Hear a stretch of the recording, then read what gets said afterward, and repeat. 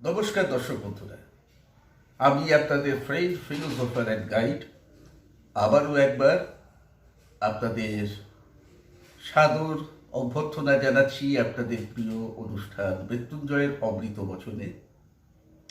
আজকের অমৃত বচনের টপিক, মাঙ্গলিক দোষের কখন প্রতিকার করতে হয় না, অর্থাৎ মাঙ্গলিক দোষ থাকলেও কখন তা প্রভাবহীন, প্রভাব না হলে প্রতিকার কেন করবে, সেই ক্ষেত্র নিয়ে আমি আলোচনা উপস্থাপিত করতে চলেছি।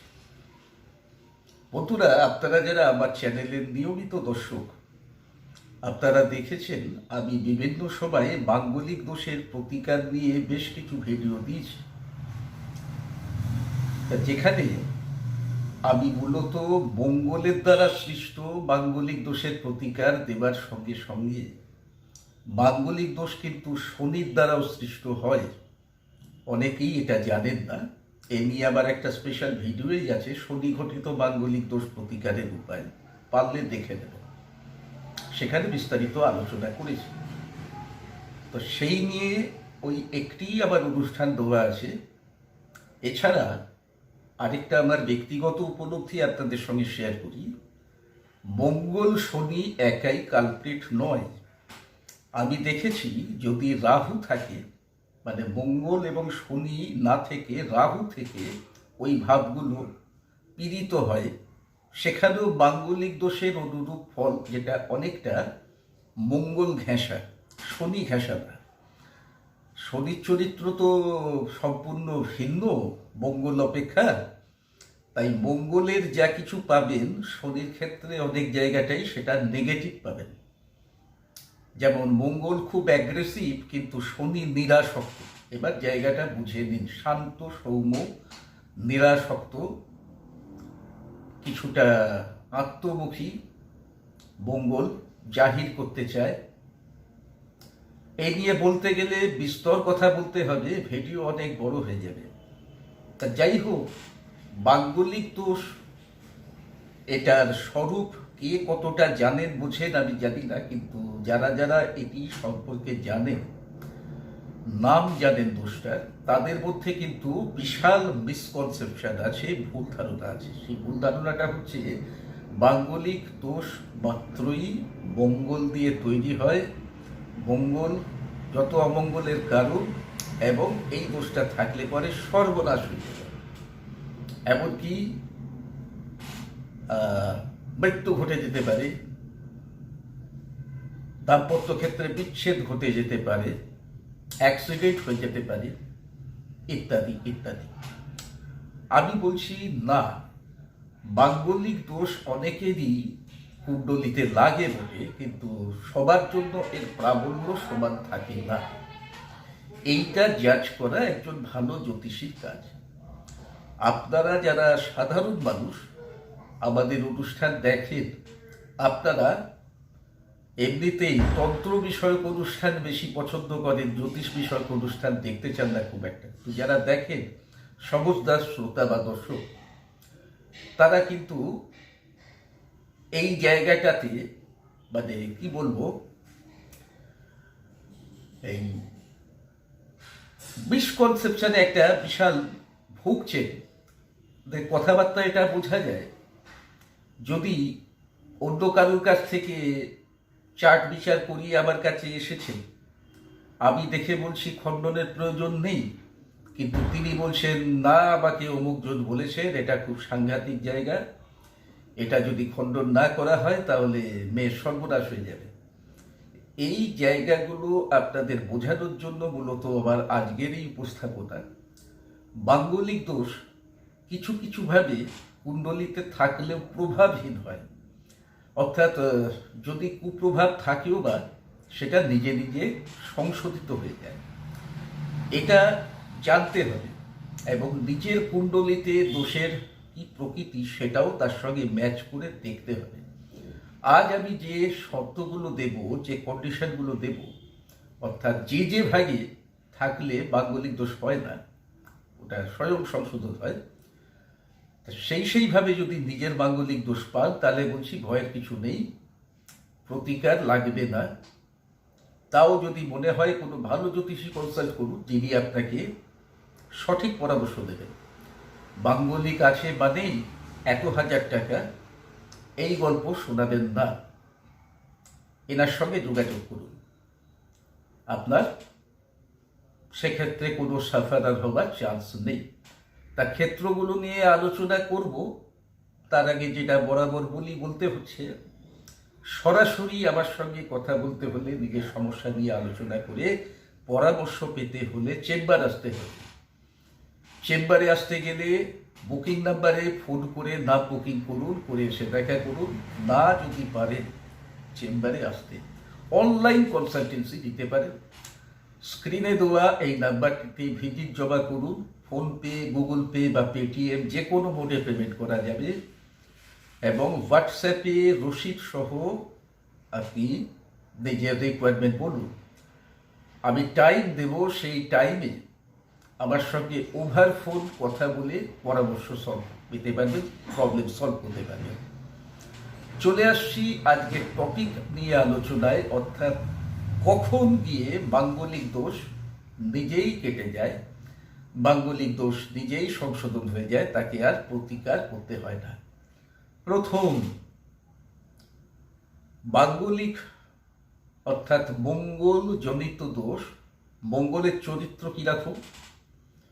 উদ্ধত, বদরাগী, মেজাজি, জেদি, সাহসী, ডাকাবুকো, হঠকারী, অপরিণামদর্শী। ফলত মাঙ্গলিক দোষের এই দিকগুলো সংক্রান্ত মানুষের মধ্যে ঋণাত্মক প্রভাব দেখা যায়। কিন্তু সেটা কখন? যখন মানুষের যৌবনকাল থাকে। মঙ্গল হচ্ছে যৌবনের প্রতিনিধি, আর মানুষও এই সমস্ত স্বভাবের বিচারে যৌবনকালই তার প্রাবল্য দেখা যায়। বয়স বাড়ার সঙ্গে সঙ্গে বলি না, রক্তের তেজ পড়ে যাচ্ছে, সেইরকম ব্যাপার। তার সেই তেজ, তার সেই রাগ, তার সেই অ্যাগ্রেসিভনেস কিছু অংশে হলেও কমে যেতে থাকে। ফলত মাঙ্গলিক দোষ যাদের কুণ্ডলিতে আছে, বয়স বাড়ার সঙ্গে সঙ্গে ক্রমশ এই রোগের, এই যোগের, এই দোষের কুপ্রভাব কিন্তু কমবে। তাই মাঙ্গলিক দোষযুক্ত ছেলেমেয়েদের উচিত বেশি বয়সে বিবাহ করা, সংসার জীবনে প্রবেশ করা। কারণ বেশি বয়সে মাঙ্গলিক দোষ কমে যাবে, কেটে যাবে, তখন আর এর কারণে সাংসারিক জীবন ক্ষতিগ্রস্ত হওয়ার ভয় থাকবে না। কিন্তু এখন আপনারা বলবেন, বেশি বয়সের মাত্রা কি? না, এই নিয়ে অনেক মনের অনেক মত আছে। আমারও কিছু মত আছে। আমি আমার কথা বলতে পারি, অন্যরা কে কি বলছেন আমি তার দায় দিচ্ছি না। আমার অবজারভেশনের জায়গা থেকে আমি যা পেয়েছি আমি সেটা বলছি। ছেলেদের ক্ষেত্রে অন্তত 35 বছর বা তার বেশি বয়সে বিবাহ করা উচিত, আর মেয়েদের ক্ষেত্রে 30 বছরের ঊর্ধ্বে গিয়ে বিবাহ করা উচিত। তার আগে বিয়ের কথা ভাবা উচিত না, যদি মঙ্গল ঘটিত মাঙ্গলিক দোষ থাকে। এবার এই বয়সটা কি সেফ? তা দোষের প্রাবল্যের উপর নির্ভর করবে। অনেকের তো অনেক বেশি বয়স পর্যন্ত তেজ থাকে না, তাদের হয়তো সম্পূর্ণভাবে এটা কাটতে কাটতে 50 বছর লাগতে পারে, 55 বছর লাগতে পারে। আমি অ্যাভারেজ কথা বললাম। এছাড়া আর কি ফ্যাক্টর থাকতে পারে মাঙ্গলিক দোষ যদি কাটাতে না প্রয়োজন পড়ে? আর কি ফ্যাক্টর থাকলে সেই প্রয়োজন পড়বে না, দেখা যাক। মঙ্গল কুণ্ডলিতে যদি নিজের ক্ষেত্রে থাকে, অর্থাৎ মেষ রাশিতে বা বৃশ্চিক রাশিতে অবস্থান করে, তাহলে মাঙ্গলিক দোষ কার্যকর হয় না। একটু ব্যাখ্যা করি। যদি মেষ লগ্ন হয় বা বৃশ্চিক লগ্ন হয়, মেষ আর বৃশ্চিক তো মঙ্গলের নিজের ঘর, স্বক্ষেত্র, তাহলে কেউ কি নিজের ঘর নিজে ড্যামেজ করে? আপনারা কেউ করবেন? করবেন না। যারা ভাড়ার ঘরে থাকেন, তারা ভাড়ার ঘরে যেভাবে থাকেন, আমি সবার কথা বলবো না, কিছু লোক আছেন নিজের ঘর হলে কিন্তু সেইভাবে থাকবেন না, অর্থাৎ সেরকম রাফ ইউজ করবেন না, জিনিসপত্র হোক, ঘর খদ্দর হোক। ব্যাপারটা উদাহরণ দেওয়ার জন্য বলা, কেউ কারোর নিজের ঘরটা নষ্ট করতে চায় না, বরং সুরক্ষিত করতে চায়, সেক্ষেত্রে মাঙ্গলিক দোষ হয় না। এটা তাদের একটা মস্ত বড় মানে বেনিফিটের জায়গা, একটা রাজযোগের জায়গা হয়ে যায়। মঙ্গল সক্ষেত্রে আছে, ইভেন সেটা যদি দুস্থান হয় তখন সেটা বিপরীত রাজ্য বলা হতে পারে। বিপরীত রাজযোগও একটা খুব ভালো রাজ্য, যেটা বিপরীতভাবে তৈরি হয়। বোঝাতে পারলাম? মঙ্গল যদি 6, 8, 12-তে থাকে তাহলে এই যোগ সৃষ্টি হতে পারে। তা যাই হোক, আসল কথা দাঁড়াচ্ছে যাদের বৃশ্চিক লগ্নে মঙ্গল আছে লগ্ন অধিপতি, বা মেষ লগ্নে মঙ্গল আছে লগ্ন অধিপতি, তারা মাঙ্গলিক নন। কুণ্ডলিতে যদি মঙ্গলের সঙ্গে সঙ্গে শনিও মাঙ্গলিক দোষ লাগায়, অর্থাৎ মঙ্গল যেভাবে থেকে মাঙ্গলিক দোষ করে, শনিও সেইভাবে থেকে মাঙ্গলিক দোষ করে, চরিত্র পুরো ভিন্ন হয়।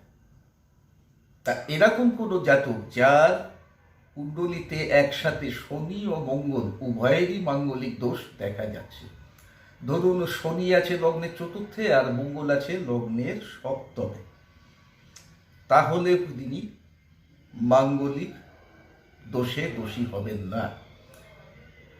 কেন হবেন না?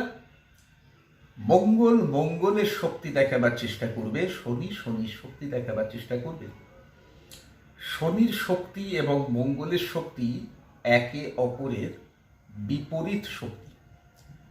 এই পারস্পরিক শক্তির দড়ি টানাটানি খেলায় পাল্লা কোনো দিকে ঝুঁকবে না, পাল্লা মাঝখানে থাকবে। অর্থাৎ মঙ্গল মাঙ্গলিক দোষ লাগাতে পারবে না, শনি বাধা দেবে, শনি মাঙ্গলিক দোষ লাগাতে পারবে না, মঙ্গল বাধা দেবে।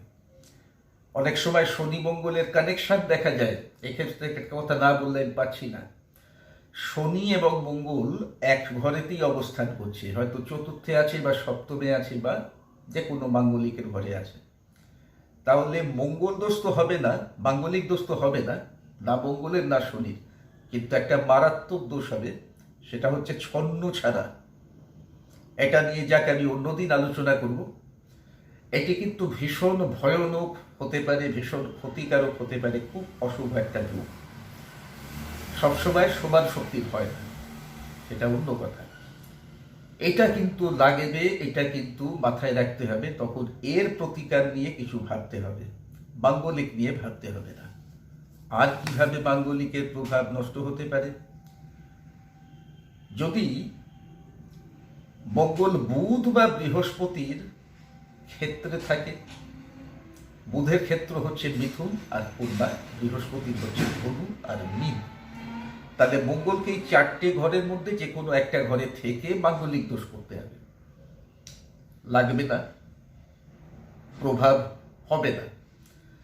অথবা বুধ মঙ্গলের সঙ্গে থাকতে হবে, মানে এই 4টে ক্ষেত্রে নেই কিন্তু অন্য কোনো ক্ষেত্রে মঙ্গল থেকে মাঙ্গলিক করছে, কিন্তু সঙ্গে সঙ্গী আছে বুধ এবং মঙ্গল, সেক্ষেত্রেও মাঙ্গলিকের প্রভাব খর্ব হবে। অথবা বৃহস্পতি দৃষ্ট হতে হবে, বুধ বা বৃহস্পতির সঙ্গে সংযুক্ত থাকলেও হবে, বৃহস্পতি দ্বারা দৃষ্ট হলেও হবে, তবে বুধের দৃষ্টিতে সেই প্রভাব হবে না। অর্থাৎ কোনো মঙ্গল, কোনো জাতকের মঙ্গল ছকে যদি বুধের দৃষ্টি পেয়ে ওই 4টে ক্ষেত্রে কোনো ক্ষেত্রে না থেকে অন্য ক্ষেত্রে থেকে বৃহস্পতির দৃষ্টি না পেয়ে বুধের দৃষ্টি পেয়ে মাঙ্গলিক দোষে দোষী হন, তাহলে কিন্তু তার মাঙ্গলিক দোষের প্রভাব থেকে যাবে, খণ্ডনের প্রয়োজন হবে, প্রতিকারের প্রয়োজন হবে। কিন্তু যদি বৃহস্পতির সঙ্গে থাকে বা বৃহস্পতির দৃষ্টিও পায়, বুধ না থাকলেও চলবে। এই অবস্থায় মাঙ্গলিক দোষের প্রভাব কার্যকর হবে না। তবে আবার বৃহস্পতির সঙ্গে থাকলে বা দৃষ্টি বিনিময় করলে, সমসপ্তম সম্পর্ক করলে, এক্ষেত্রে একটা গুরুমঙ্গল যোগ তৈরি হয়, যেটা শুভ যোগ, কিন্তু কখনো কখনো অশুভত্বের কারণ হতে পারে। এটা টপিক বহির্ভূত বিষয়, তাই এই নিয়ে আলোচনা করব না।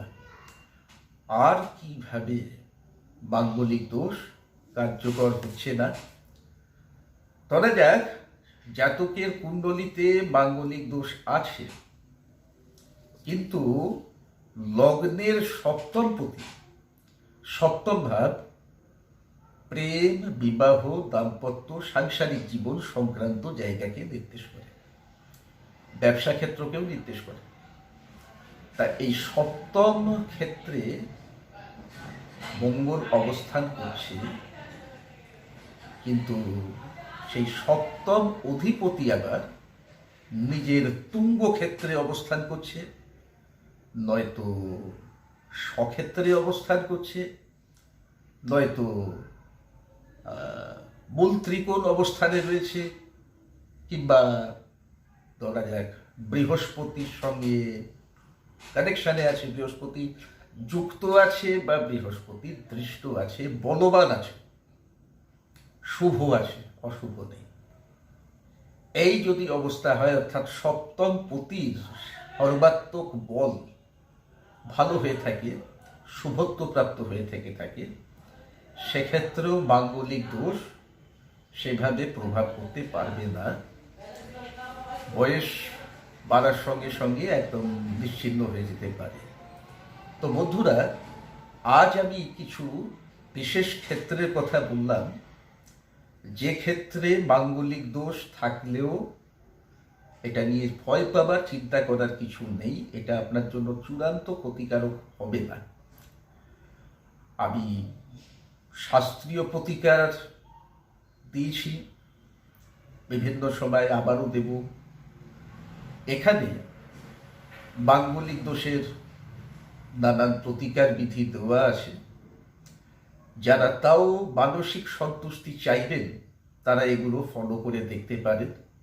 অবশ্য যাদের এই কন্ডিশন ফুলফিল হয়নি, তাদেরকে আমি হার্টলি বলবো, আন্তরিকভাবে বলবো, তারা সেই সমস্ত শাস্ত্রীয় প্রতিকার বিধি অনুসরণ করে দেখার চেষ্টা করবেন।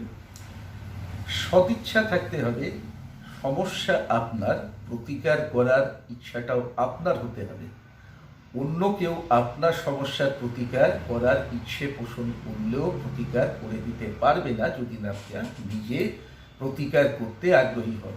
তাই প্রয়োগ করবেন সম্পূর্ণ ভক্তি বিশ্বাস নিয়ে, নিজের প্রতি আত্মবিশ্বাস রেখে, একটু দীর্ঘমেয়াদে সাকসেস পাবেন। তো বন্ধুরা, আজকে এখানেই অনুমতি চাইব, ফিরে আসবো শীঘ্রই নতুন অনুষ্ঠান নিয়ে, নতুন টপিক নিয়ে। জয় মাতারা।